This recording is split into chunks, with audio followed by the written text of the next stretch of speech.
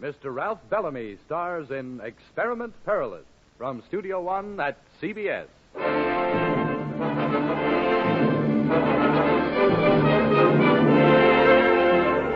You can carry discipline too far, Mr. Federo. When it changes to fear, then you've lost your results. Fear is a weakness. If you're strong, you have no fear. Fear is not a weakness. In its extreme form, it's an illness. It needs help.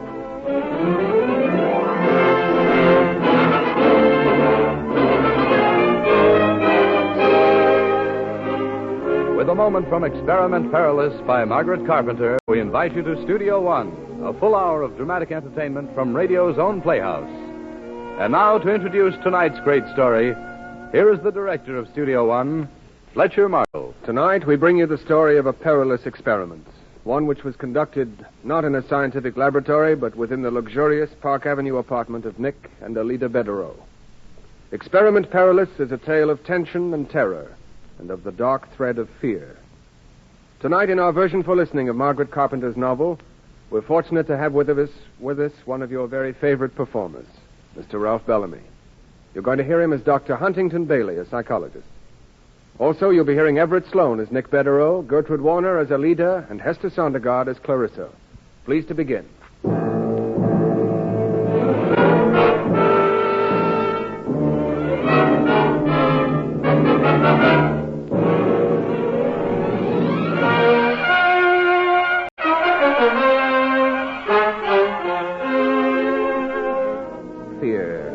What is it? A slow, numbing poison, sometimes buried so deep in the human mind that it is not even suspected until it destroys its victim.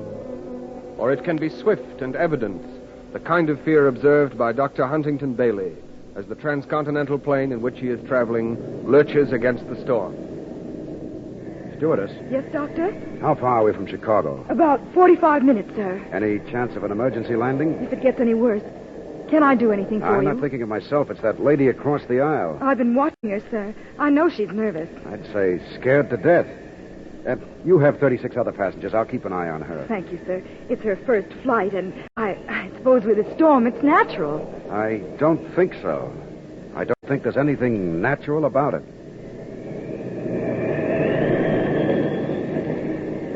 Do you think we'll have to come down?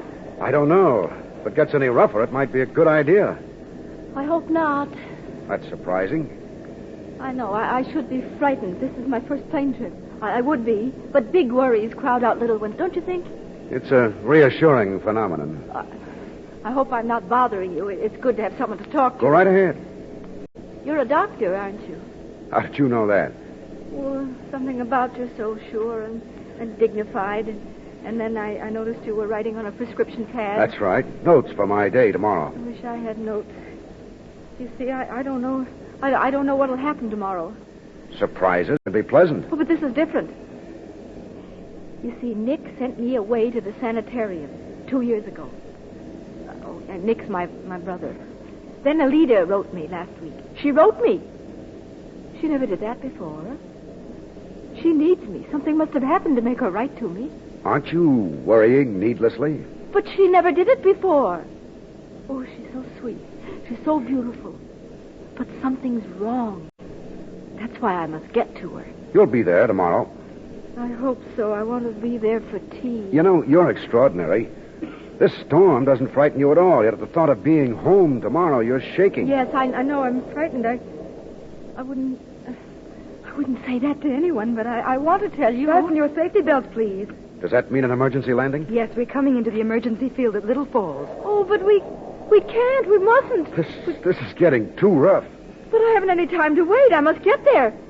Alida wrote me. She'll forgive you a bit of bad weather. Oh, it isn't a case of forgiveness. You don't understand. Doctor? What? I'm going to do something very strange. I have hunches about people. Most of us do have. Nick, that's my brother, doesn't like it. He says I have hunches instead of judgment. But I have a hunch about you. Really?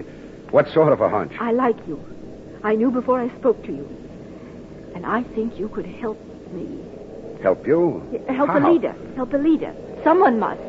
That's very kind, but surely your brother has his own physician. Alida isn't sick.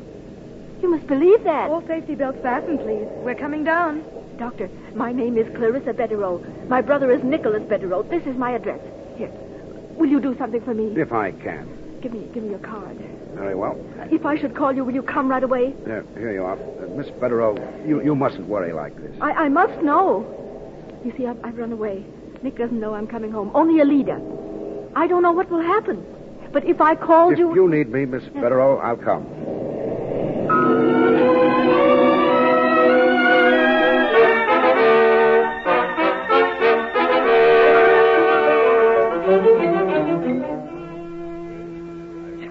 Bailey, it's good to see you back, you old road here. Thanks. Can't say I'm exactly happy to end my vacation.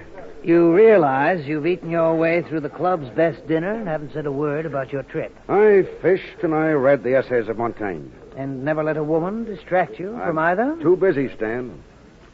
I want to know something. What? Who is Nicholas Betterow? Nick Betterow. Don't you know? A millionaire, sort of eccentric, collects art. He has one asset. What's that? The most breathtakingly beautiful wife in New York. Nick's mad about her. He surrounds her with every luxury. Extraordinary. Why'd you say that?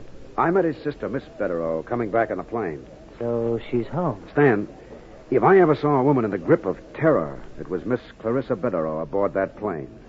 And her one concern was Alida. Good heavens, they've never gotten on. That's why Nick sent her west. Don't you know a psychopathic woman when you go on vacation? Nick's no charmer, but he's kind. He's taken care of his sister all his life, and certainly no woman has had more in this world than his wife. He and Alida have open house every Sunday for tea. Let me take you around and meet them. Teas with art patrons aren't exactly my dish.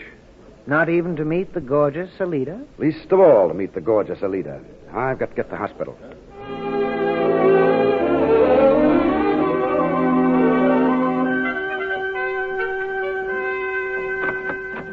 You still here, Kitty? Why shouldn't I be, Doctor? You home nearly a week and haven't even warmed your own easy chair.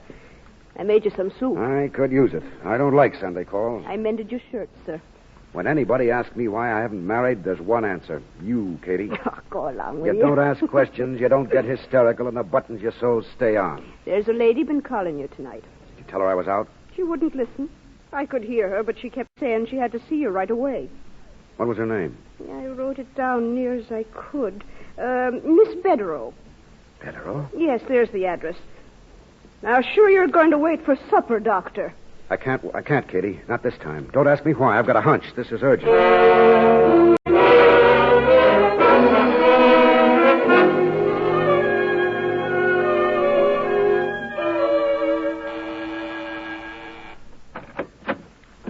I'm Dr. Bailey. Miss Betterow, please. Did you say Miss Betterow? Yes, she called me.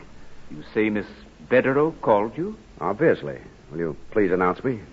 Certainly, sir. I think I'd better speak to Mr. Betterow first. I'm a busy physician. I've answered this call. And I know, don't... sir, but... Well, I guess I'd better tell you direct. What is it? It's Miss Betterow, sir. What about her? She died, sir. Died? Passed away this evening, sir, not half an hour ago. She died just after tea.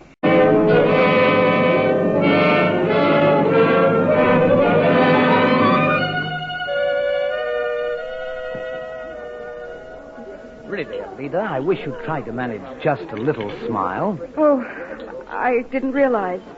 I'll try, Nick. We have guests. It seems too soon. 2 weeks after Clarissa. I've asked you not to bring that up again. It's too big a shock for me to discuss. We've always had guests Sunday afternoon. We shall continue. Yes, Nick. I've made you into a poised and civilized woman, Alida. You must conceal your emotions. Yes, Nick. We're having a new guest today. I would like you to be nice to him. Who is it? Dr. Huntington Bailey. Dr. Bailey? Wasn't that the man who came here the night Clarissa... It is. The stranger who paid us the curious, untimely call. But why would you ask him here? I choose my own guests, Alida. I ask only your courtesy to them. Yes, Nick. As a matter of fact, I went to some trouble looking him up. Nick, when you talk like this, you have something on your mind. I usually try to have, my dear. I recommend the same practice to you. What did you find out about Dr. Bailey? Well, you know I don't care for doctors as a breed. Too cocksure, too practical. But Dr. Bailey seems to have won some distinction. He specializes in psychiatry. Psychiatry? Yes. And as a student of human nature, I thought he might find our little household interesting. What do you mean, Nick? Just one of my little jokes, my dear. Are you losing your sense of humor? Sometimes I think so. You don't tell me things. Forgive me, my dear. My reason for inviting Dr. Bailey is very simple. Clarissa evidently knew him well enough to call him to this house. I like to know strangers who enter our family circle.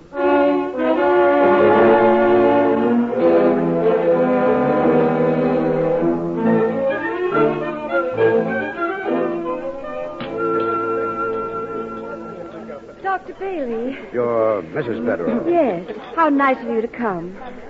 I don't imagine a busy doctor has much time for tea. Not as much as I'd like, but when I received Mr. Bedrow's note, I felt I should come. I was very much shocked by your sister's passing. It was so sudden. She seemed so happy to be home. She was very happy to be coming home to you, Mrs. Bedrow. Dr. Bailey, welcome. Thank you, Mr. Bedrow. I'm sorry it took this unhappy family event to bring us together. You're a man I've heard a bit about. I should say the same of you. Clarissa wasn't often taken with strangers. She rather clung to her family. When she spoke of you, well, frankly, she was quite taken with you. As a matter of fact, I met her at a rather tense psychological moment. What do you mean by that? We were in a heavy storm. The plane was tossing badly. When you meet a person in a moment of great fear, you establish a curious bond. You see, though she was a stranger, it's drawn me here. Do you really believe that, Dr. Bailey? About fear? Alida, I should warn you. Dr. Bailey is a psychologist. He specializes in people's fears. Not quite, Mr. Bedrow. I believe in taking people as you find them. Your sister, for instance. If I ever saw a woman more free of a heart condition... That's what I told Nick. It didn't seem possible, Clarissa... Clarissa has been ailing for years. You, Dr. Bailey, were hardly in a position to make a diagnosis. Quite correct, Mr. Bedrow. I've always been a little wary of your branch of science, Dr. Bailey. Personally, I prefer to deal with reality. I'm, first of all, a medical man. I think what is inside a person is of very little value or matter. It's only what he creates, what small fragment of beauty he can add to this world that's important. Alida. Yes, Nick? Show Dr. Bailey the painting we've just had done of you. Nick, please. I'm rather proud of it, my dear. Dr. Bailey is a man of discernment. He cannot fail to appreciate it. Oh, I'd love to see it. I'll join you later, Doctor.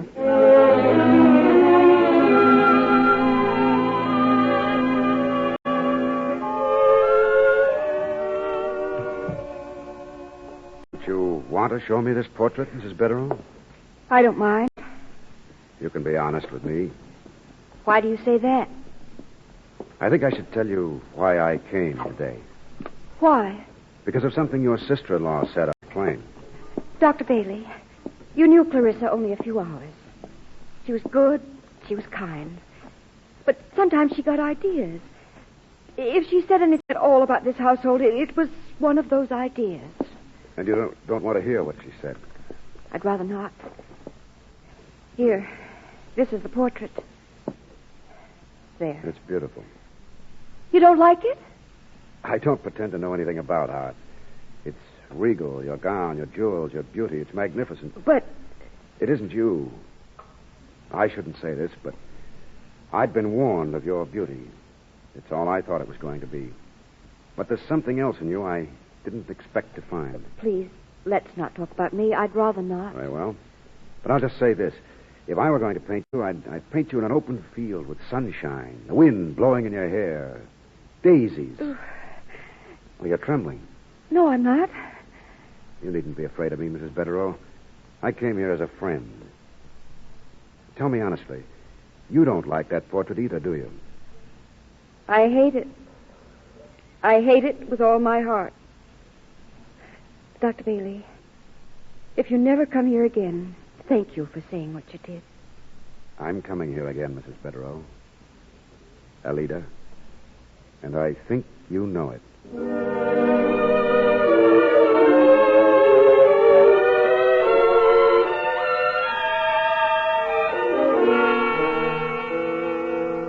Well, Bailey, For a man who likes neither women nor parties, you were a great success at the Bedrow. I didn't leave under that impression.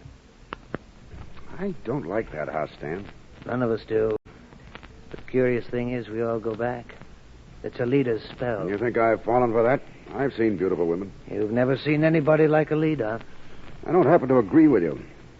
I admit I was attracted by Mrs. Betterow, but it wasn't her beauty. No, that's true. Alida is more than beautiful.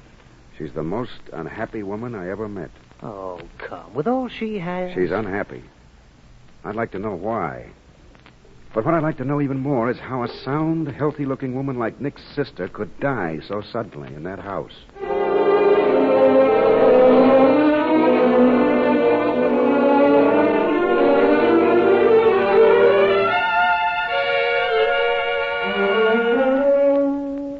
Good morning, Dr. Bailey. There's a patient waiting for you. So early? He hasn't an appointment, but he thought you might see him. Send him in. Well, he's already in your office. He has to wait there. Oh, thank you. Well, I hope this isn't too early for you, Bailey. Well, Mr. Betterow, good morning. I won't take a minute. I'm sorry you had to leave so soon last evening. It's a doctor's life. How you fellas stand it, I don't know. Couldn't bear to deal with people's ailments myself. Then it's better not to. I want to congratulate you. Congratulate me? Yes. We have a lot of guests in our house, but Alida usually doesn't like them. For some reason, she liked you. Your wife is a lovely woman, Mr. Betterow. You should be proud of her. I'm very proud of her. Also, worried about her. Indeed? Well, surely you must have noticed how tense she is, how nervous. Of course. She's getting worse. I wouldn't mind, but she's losing her looks, and she's not doing the boy, our son, any good. I see. I've long felt if I could put her in the hands of someone she trusted... Are you asking me to take your wife as a patient? Precisely. Isn't it up to Mrs. Betterow to choose her physician? It would be, but... You see, I don't want her to feel that she's really ill. I thought if you, as a friend... I'd have to think it over, Mr. Betterow. This isn't my type of case. Perhaps not. But I can see the case already interests you. Alida is going to call you to have dinner with us. I hope, Dr. Bailey, that you'll accept. I'm rather counting on you.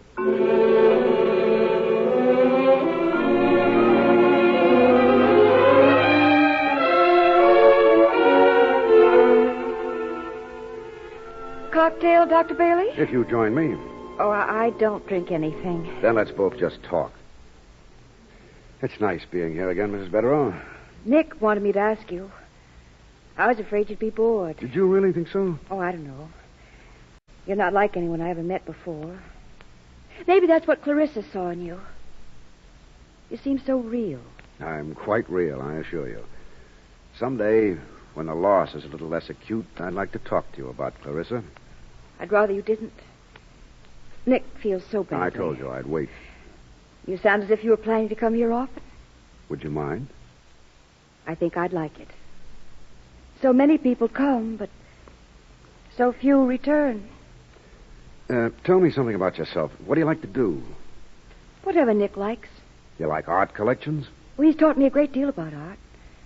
About everything. Tell me about your little boy. What have you heard about him? Clarissa mentioned him, that's all. He's 5. He's beautiful. He stays upstairs in the nursery wing with his Nana. Nick prefers it that way. Well, that's not very far away. Yes, it is. Sometimes it's like another world, Dr. Bailey. Could I ask you something? Anything in the world. Well, Bailey, I'm glad you're here. I was delayed downtown. Good evening, my dear. Good evening, Nick. You don't mind witnessing a wifely kiss, Bailey. You're lovely as usual, my dear. Though a little pale. I don't like to see you pale. I shouldn't be. I feel all right. I hope so. If not, well, you have the right man here, eh, Bailey? This is not a professional visit. Of course. Is the boy in bed, Alida? Yes. I'll go up to say good night. Let me go tonight, Nick. You have a guest, my dear. A boy's father should be able to put him to bed, shouldn't he, Dr. Bailey? A boy needs 2 parents. I'll be right back. Tell Watson to serve dinner at once. Dr. Bailey. Yes? You saw, didn't you? Yes, my dear. I'm going to do something I've never done before, Dr. Bailey. I think you've been sent here to help me. Go on. I might be doing the most terrible thing now, but I can't go on. I just can't. Not like this. Clarissa trusted you. I will. Dr. Bailey, will you do something for me? Anything. Find some way, some excuse of going to the nursery tonight. The second floor on the left. I want you to see my son.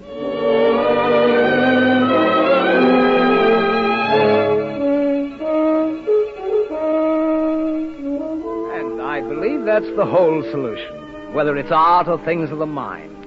It's a matter of discipline. That's true, but you can carry discipline too far. When it changes to fear, then you've lost your results. Fear is a weakness. If you're strong, you have no fear. Fear is not a weakness. In its extreme form, it's an illness. It needs help. You doctors like to see illness in everything. I believe... Alida, what are you staring at? The flowers on the table? Well, they're very pretty.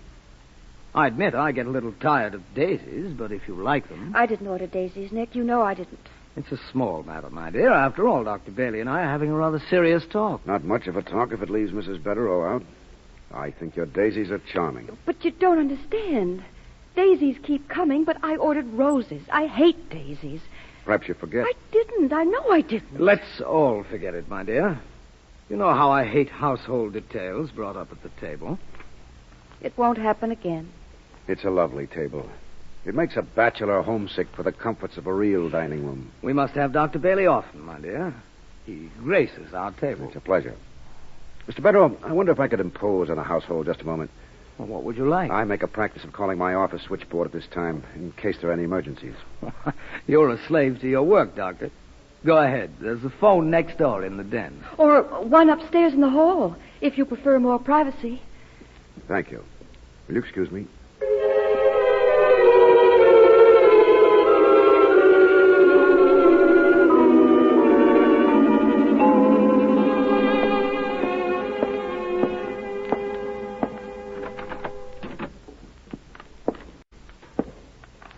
Hello. Who are you? A friend. You're Alex. Yes. Are you a friend of my father's? Well, yes, and a friend of your mother's. My mother has no friends.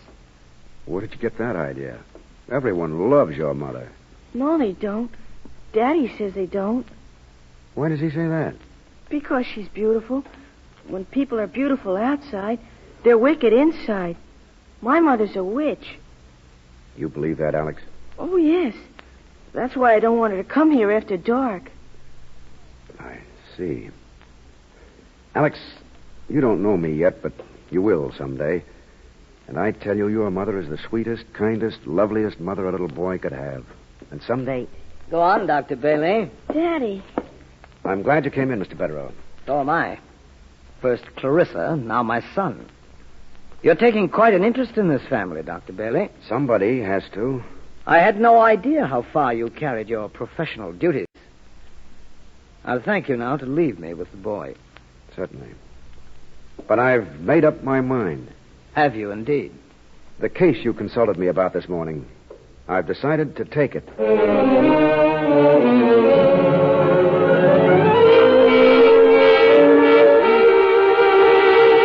Dr. Bailey, I couldn't stop him. I think he knew. I think he planned that you'd go upstairs. I'm glad it happened. You must go now. Yes, I know, but I've learned something tonight. What? You're in danger, Alida. Clarissa knew it. You know it. That's why you wrote her. I know it. I've known it a long time. He did everything for me, gave me everything, but he hates me. No, he doesn't. But he hates something else. I don't know what yet, but it's deep and dark and dangerous inside of him. What can I do? Let me help you. Somehow, someday, Alida, I'm going to get you out of this.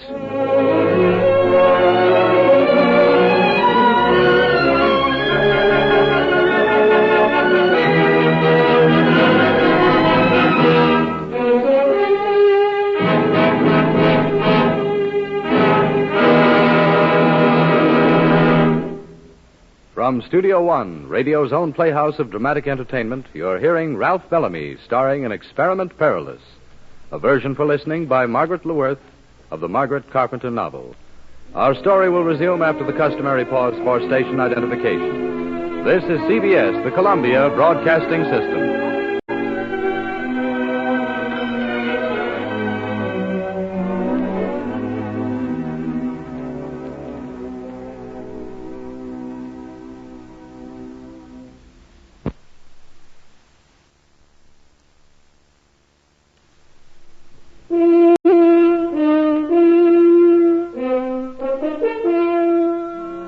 From Studio One, we continue tonight's full-hour dramatic entertainment.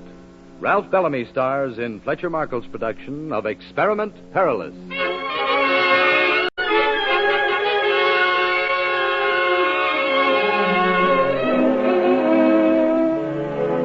Dear Stan, you will probably never read this letter.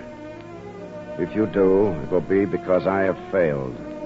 And if I fail, I want you to know the facts. I believe a shadow lies across the Betterow household. It is dark and evil and deep hidden, but it is there. I believe Clarissa Betterow died from it. I believe Alida Betterow is slowly cracking beneath it. Whatever happens, I intend to save Alida. She is young. She's good. And I'm afraid I love her. Excuse me, Dr. Bailey, for disturbing your writing, but there's a phone call for you. Thank you, Katie. Hello? Dr. Bailey? Alida. I can't talk very much, but I must see you. Of course, I'll come right away. No, not here. My office? No. There's a little tea room beside a flower shop on 29th Street, west, near 8th. I'll be there in 10 minutes. Katie, if my office calls, tell them I'll not be available for an hour.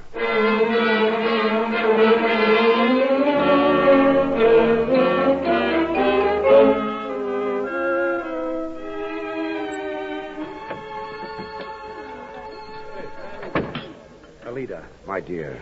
It was good of you to come. Let's sit down. You look as if a cup of tea wouldn't hurt you. No, I can't stay that long. Doctor's orders. We'll take this table in the corner. Loosen your coat. It's warm in here. This is a funny little place, Hunt, but I It's thought... an excellent place. At least for a few minutes I can sit and look at you without the world leaning over my shoulder. Hunt, you mustn't talk to me like that. Why not? Because it's impossible. Was Nick angry after he found me in Alec's room? No, he didn't say anything. But he hasn't let me be with Alec since. My own child, Hunt. I know. I understand a great deal more than you think.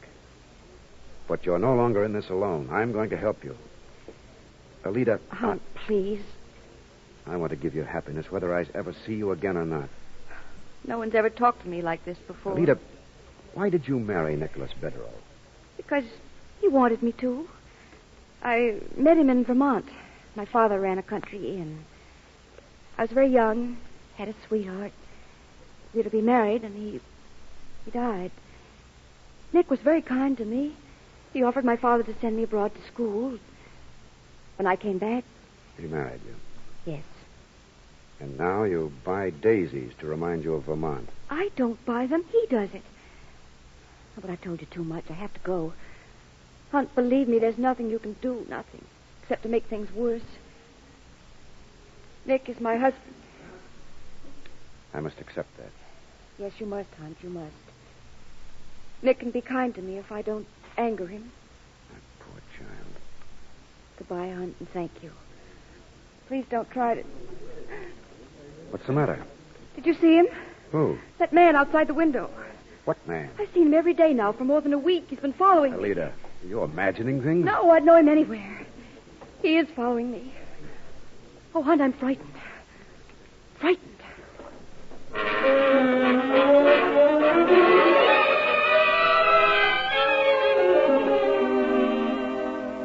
For the love of heaven, Hunt, where have you been? I've been waiting here at your office nearly an hour. I told them I wouldn't be here. I'm a sick man. I have to go to a banquet tonight, and I've got a fine case of chills. Go home and go to bed. Oh, you know I can't do that. Fix me up. You don't know why I keep you for a patient. My native charm, and all the important people I know. Incidentally, the guest of honor at this dinner tonight is your friend, Nick Betterow. He's no friend of mine. I don't like the man either. Looks more like an anthropoid than a human.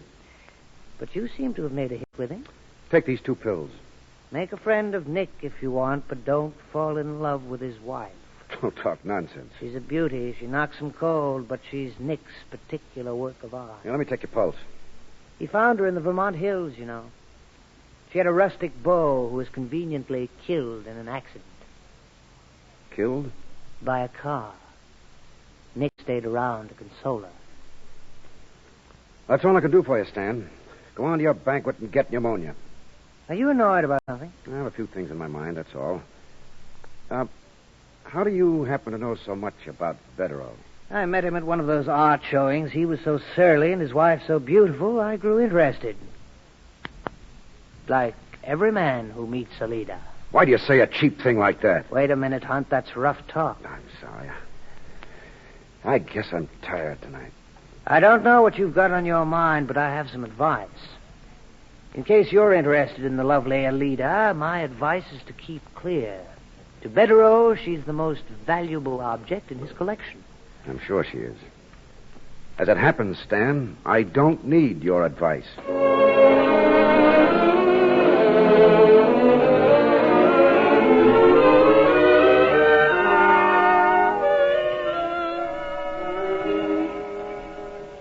Get your paper.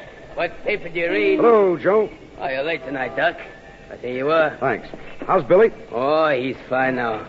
Me and the missus ain't never gonna forget what you did for that kid. I was glad I could. You look all in tonight, Doc. I am. Going home as soon as I pick up a prescription across the street. You work too hard, Doc. I'm sure of that. Well, I've got the traffic light with me now. Good night. Good night. Doc! Doc! Look out! Watch it! Holy mackerel! You all right, Doc? Yeah. I never saw him coming. He shot right across the light. Headed right at you. The guy must be drunk. He headed right for me, you say? Yeah, I never seen anything like it. I wish I'd gotten his license. You say you saw him pass the lights and come toward me? With my own eyes. If I hadn't hollered, you'd have been a dead duck. Yes. Yes. I would have. You look sort of shaken up, Doc. You wait here. Lean against the stand. I'm all right. Let me get that prescription for you. I've changed my mind about the prescription, Joe. There's something I have to do first.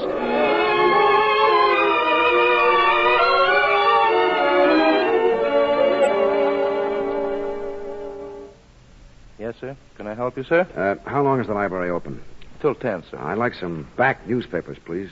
Which ones do you want? Any Vermont papers you have of 10 years ago, the month of July or August.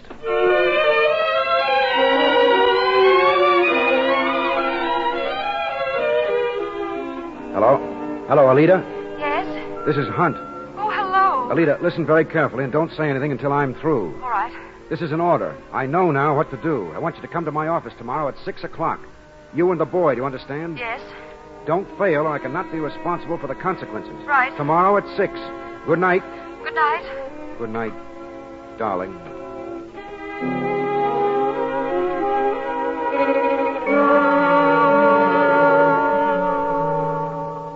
Will that be all, Dr. Bailey? Yes, Miss Wilson. Mrs. Bradshaw wants to see you in the morning, and Mr. Martin asked if you could stop by on your way home tonight. Tell them both I'll see them tomorrow afternoon. Oh, yes. That's all. Oh, just a minute. Did any flowers come? Yes, roses. I put them in the reception room. Put them in here with the box.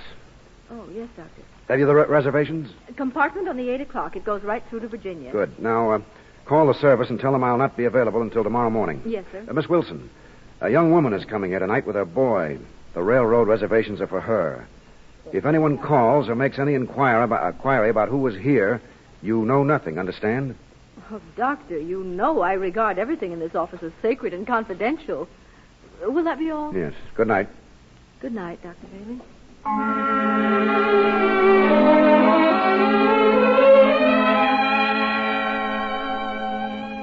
Alida, my darling, in a few minutes you will walk into this office with your lovely manner, your beautiful face, your dark eyes that I'd like to see smile again. There will not be enough time to tell you all the things I want to tell you, so I'm writing this letter for you to read on the train. I'm sending you to a little quiet inn run by friends of mine in Virginia. You'll be entirely safe there. While you are there, you must think only happy things, that you're a normal, well-balanced young woman, and your life and your happiness are still ahead, for I mean to bring them to you. I love you, Alida, and when I have the right, I shall try to prove it to you. Now I only wait your coming. Yours devotedly, Hunt.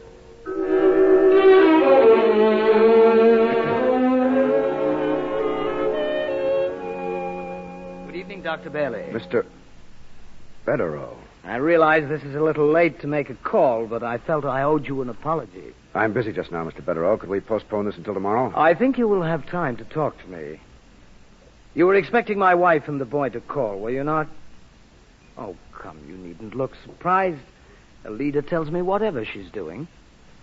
Yes, I was expecting to, Mr. Betterow. Yes, that's why I felt Alida couldn't come. I should come in her place. We can't expect to take the valuable time of a man like yourself and then waste it. I see. I thought you could. You've been candid with me, Mr. Betterow. I'll be candid with you. I was expecting Mrs. Betterow and the boy. You asked me some time ago to take an interest in her case. I did. Tonight, I was going to recommend to Mrs. Betterow my prescription for her. What was that? That she and the boy go away at once, together, from this city and your house. That was your prescription. To be given without my knowledge.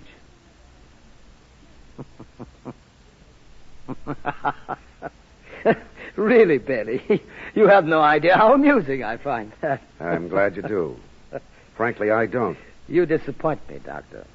I had admired so much your detached scientific attitude. I found it somewhat similar to my own. I don't think there's any similarity between us. Scientific attitude implies understanding the facts. Oh, this is too good. Really, Bailey, I wouldn't have missed. Instead of the psychologist, I find the victim. Victim?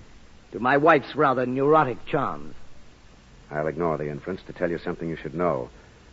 There's nothing neurotic about your wife, Mr. Betterow. Oh, come, Doctor. I understand some things. Alida is a child. She's never grown up.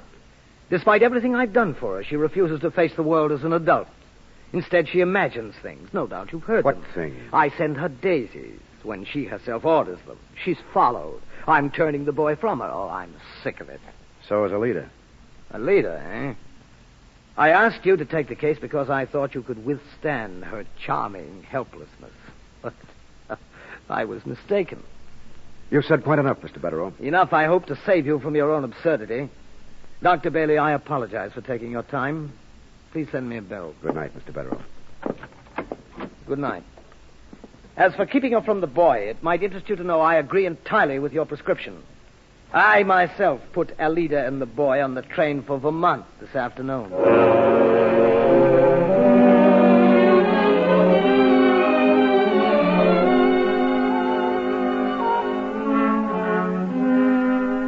Excuse me, Mr. Bailey. Yes, sir. Katie, come in. Would you mind if I asked you something? Not at all, Katie. Go ahead. Well, sir, I never asked this before because I'm kind of worried. Was there anything wrong with the dinner? Well, no, it was fine. Is it my cooking has gone bad? What are you talking about? Well, it's the third night, sir. You put hardly a spoonful in your mouth. Oh, You've always done right by my poor meals. Katie. The dinner was fine. I'm a little off my appetite, that's all. Oh, I'm that sorry to hear that, sir. But I don't wonder. Sitting up, your light burning till 2 or 3 in the morning, working your heart out. Matter of fact, I wasn't working, Katie. I was doing something much harder. And what was that? Thinking. Oh, that's terrible, sir. For the first time in my life, Katie, I've been assailed by an overpowering specter of self-doubt. And what is that, sir? You're fortunate to be able to ask. I tell you, it suddenly come over me. I've been a remarkably obtuse species of an idiot. Oh, sir, not you, Mr. Yes? Bailey. It's taken me 3 days to realize it. 3 days and 4 nights. Tonight, I know what to do about it. What? Give you 2 days off for merit. Oh, thank you, sir. Before you go, will you get out some shirts and socks? I'm taking the midnight train for Vermont.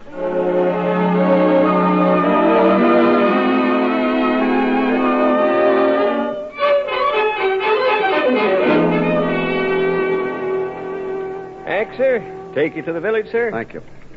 Where you be going? You know a place called Storm Ridge? The Betterow place? Sure, I took lead on the boy. Begging your pardon, Mrs. Betterow out there a few days ago. You know Mrs. Betterow? Since she was a youngster. Prettiest girl in school. Her and my cousin, they were going steady once. That's my car, sir. Not much, but she goes. Hop in. Thank you. Wasn't your cousin killed in an accident? Yep. Hit by some hit-and-run fella. Just found him at night, lying by the road. Never found out who did it. That's a pity. I shouldn't be talking about it now. Her and Mr. Betterow, so grand. Ah, they came back and bought a farm here. Me liked it. sort of different from New York, I guess. Yes, of course. Lucky you came today, sir. Why? My brother was out there yesterday. He's a plumber. Something wrong with the heating system. He was tinkering at it all day. If he don't fix it, they'll have to get out, she and the boy. It seems I did come at the right time. Can you drive a little faster?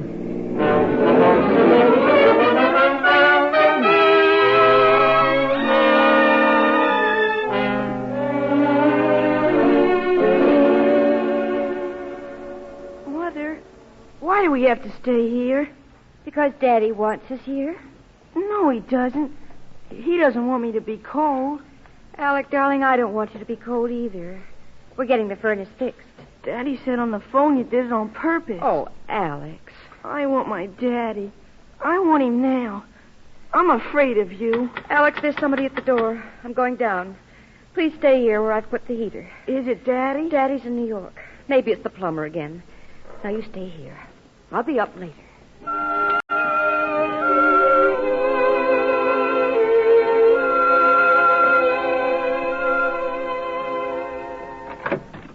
Alida. Hunt. Oh, Hunt. Oh, my darling. I No, don't didn't talk. Don't say anything.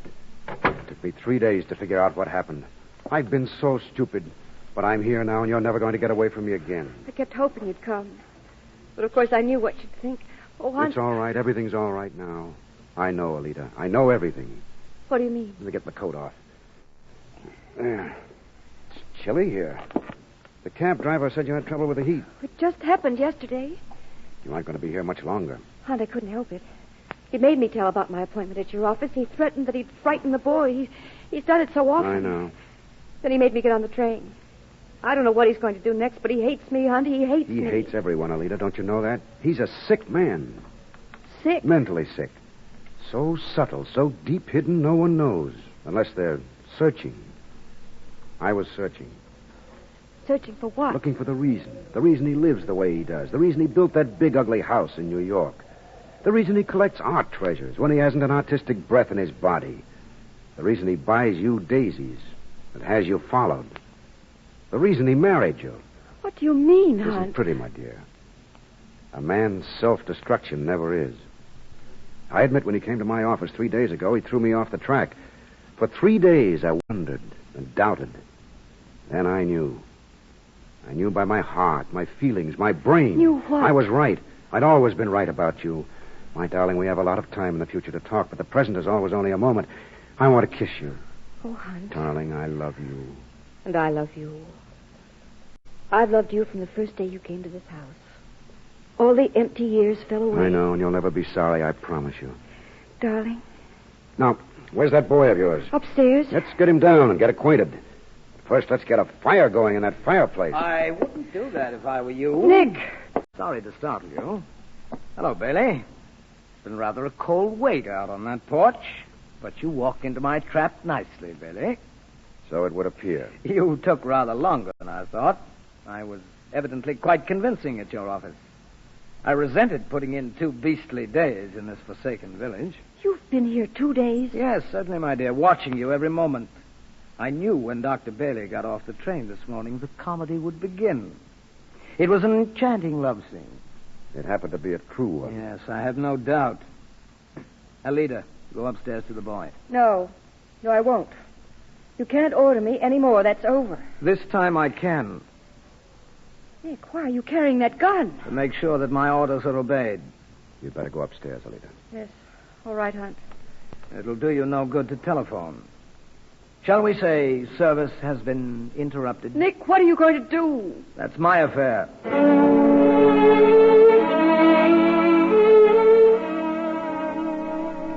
Well, Dr. Bailey, once again you're a guest in my house. Mr. Betterow, I'm not interested in conversation. You've deliberately trapped me. You overheard what I said to Alida. Now sit opposite me with a gun. What do you propose to do? Talk for a little while. There's nothing to talk about. I think there is. You've been quite clever, Dr. Bailey. It doesn't take cleverness to recognize a madman. Perhaps I am a little mad. I believe many brilliant people are. Yours is not the madness of genius, Mr. Betterow. It's the madness of despair. You think so? I know so. In fact, I know a great deal about you. Interesting, Dr. Bailey. The despair of a man who was always hated. A man whose mother died at his birth and whose father committed suicide. You know that? I know that. I know as a boy you were weak, so you despised ugliness and weakness. You had money, so you'd buy power. You'd buy beauty. You collected art treasures, including Alida. You're not only impertinent, you're rash, Dr. Bailey. If anyone stood in your way, you removed him. The young village boy who gave Alida daisies. He was run down. You're informed. I myself was almost run down. Your sister Clarissa, she came in answer to Alida's plea for help when she saw you destroying the boy. Clarissa was wise, too wise. You think I killed Clarissa, too? I concede she had a heart attack. But she was strong and would have survived. I believe you let her die. A remarkable theory. I note you make no denial. As for Alida, you swept her off her feet, but she never loved you. So you thought you could hold her with fear by making her believe she was losing her mind. You almost succeeded. All very interesting, Dr. Bailey. Now you apparently are going to make the final mistake of all madmen. Yes, what is that? The last step that'll take you too far. Thank you, Dr. Bailey. At least you've given me what I first asked you for, a diagnosis. You see, everything you say is quite true. I believe fear is the most important emotion of the human mind. The only unbreakable tie. I've experimented. Dangerously, perhaps, but satisfactorily. I've wanted Alida as many men have. But I've held her because fear is stronger than any love in the world. Now I'm tired. I should think so. Tired of the pretense. Tired of the experiment. I'm going to resolve it. By aiming that gun in your hand? No. You see, the heating pipes have gone wrong in this house quite by design. Perhaps in minutes the house will be quite full. I shall not be here. I will receive the condolences of the world on a regrettable accident. You think you can get away with that? Everyone in the village knows the heating system is out of order. Federo, you're a fool. Open that window. I wouldn't try it. Alida! Sit down, Bailey. Federo, your wife and boy. They were never really mine. And as I say, I'm tired of the whole experiment. Just 2 minutes more. No, 1 minute. I will be leaving. You will run to Alida. The house is a fire trap upstairs. Federo, look out! Why, you... No good, Federo. No. Alida! Alida!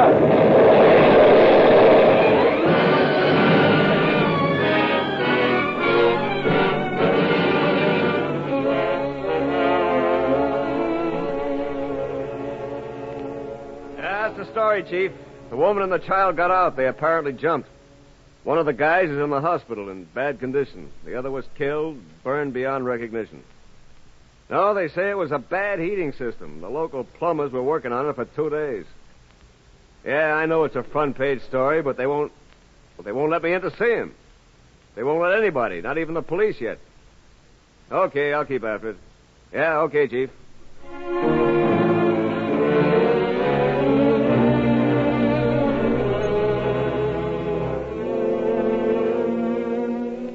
Mrs. Betterow. Yes? You may go in now. Oh? Don't you want to go?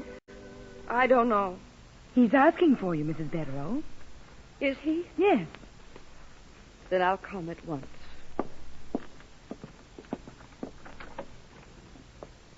In here, Mrs. Betterow. Shall I wait? No, thank you. I'd rather be alone. Alida. Hunt. Oh, Hunt, you're better. Of course I'm better. They wouldn't tell me anything. I was afraid. No, you won't. You're never going to be afraid again. How's Alec? He hurt an ankle when he jumped, but he's all right. What about Nick? That's all over, Alida. Nick is gone.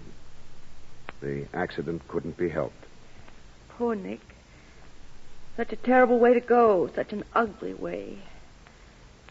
It was almost as if fate... It was an accident. You understand, Alida? An accidental explosion from faulty heating. Yes, I know.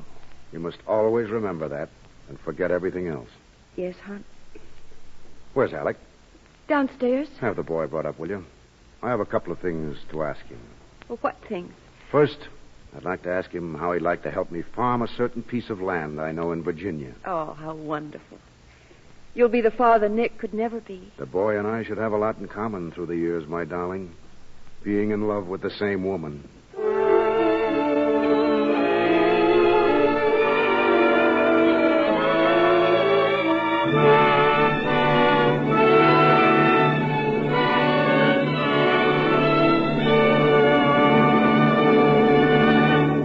This is CBS, the Columbia Broadcasting System.